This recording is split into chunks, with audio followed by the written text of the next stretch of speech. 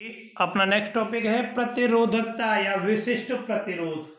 प्रतिरोधकता it mean resistivity, विशिष्ट प्रतिरोध मतलब स्पेसिफिक रेजिस्टेंस, एक ही बात है।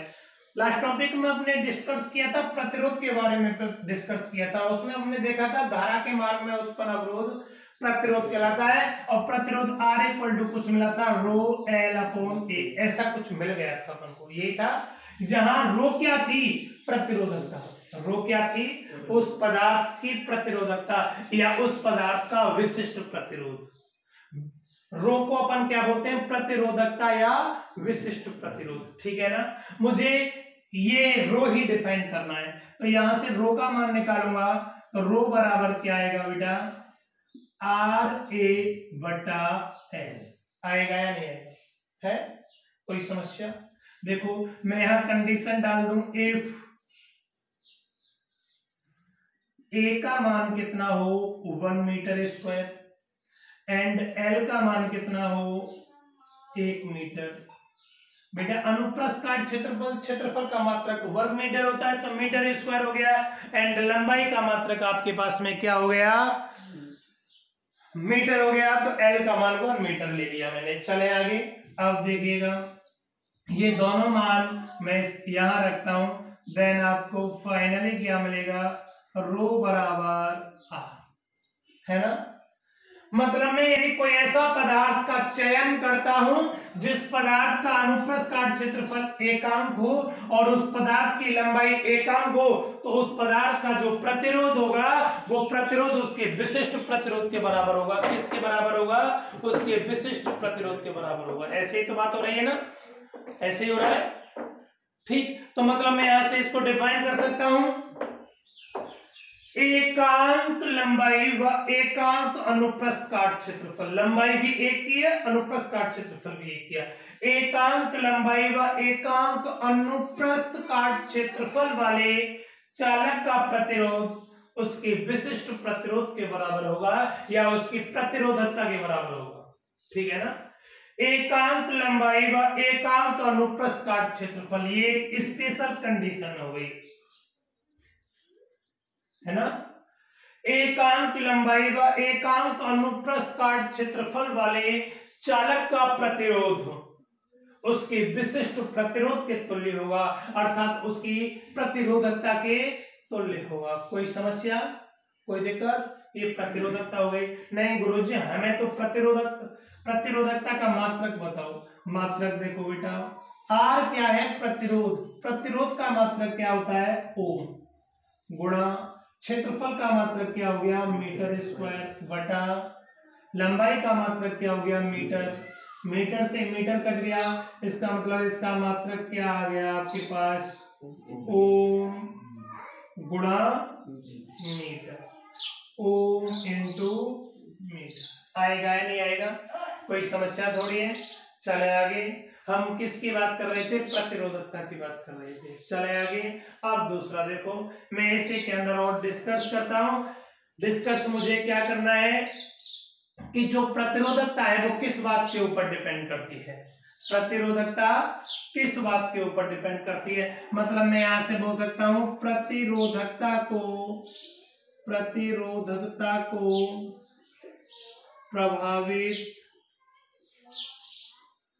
करने वाले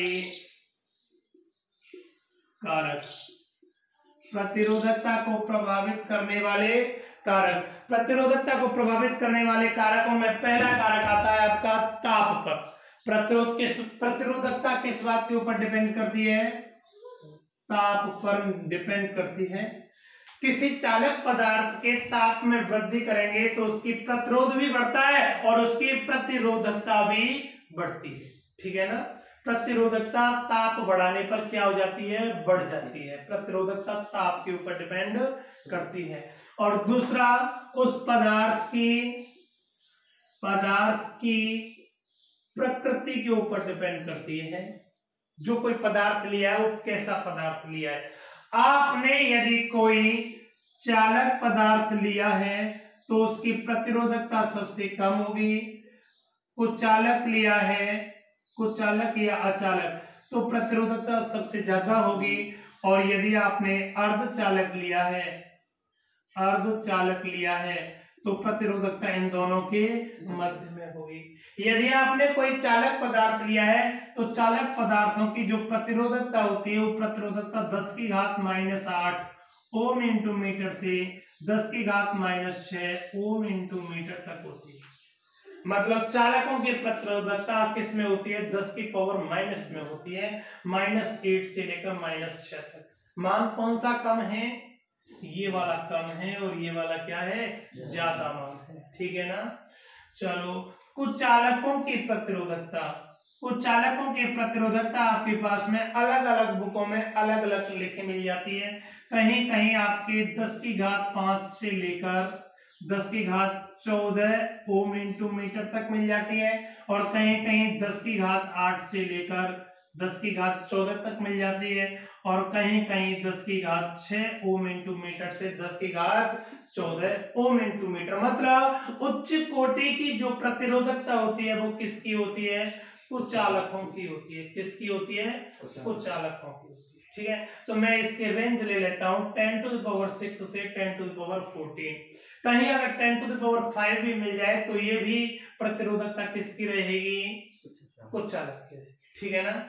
अब अर्धचालकों की प्रतिरोधकता होती है 10⁻⁻ ओम इंटू मीटर से लेकर 10⁻⁻1 ओम इंटू मीटर से लेकर 10⁵ ओम इंटू मीटर की कुट्टी की होती है। ये प्रतिरोधकता इन दोनों की ही क्या आ रही है, मध्य में आ रही है। ठीक है ना। इसका मतलब क्या हो गया, प्रतिरोधकता किस बात के ऊपर डिपेंड करती है, ताप के ऊपर डिपेंड करती है। किस बात के ऊपर डिपेंड करती है, पदार्थ की प्रकृति के ऊपर डिपेंड करती है। ठीक है ना। प्रतिरोधकता ताप के ऊपर डिपेंड चालक, कुचालक और अर्धचालक तीनों के लिए अलग अलग करती है। कैसे करती है, चलो मैं इस बात को भी आपको अलग अलग डिफाइन कर सकता हूं। पहला आपके पास में चालक, दूसरा कौन है आपके पास में, कुचालक, और तीसरा कौन है आपके पास में, अर्धचालक। देखो चालकों की प्रतिरोधकता की बात कर रहे हैं। जब चालकों के ताप में वृद्धि करोगे, किसमें, चालकों के ताप में वृद्धि करोगे तो उनकी प्रतिरोधकता के मान में भी क्या हो जाती है, वृद्धि हो जाती है। जब चालकों के ताप में वृद्धि करते हैं तो उनके प्रतिरोध और प्रतिरोधकता दोनों ही क्या हो जाते हैं, बढ़ जाते हैं। ठीक है बेटा, प्रतिरोध और प्रतिरोधकता, ताप बढ़ाएंगे तो प्रतिरोध और प्रतिरोधकता बढ़ेगी। बेटा ये सिंबल मैं ऐसे बोल रहा हूं, ये इंक्रीज होने का सिंबल हो गया। अगर मैं ऐसे कर देता हूं किसी चीज को तो वो क्या हो रहा है, डिक्रीज हो रहा है, कम हो रहा है। ठीक है ना।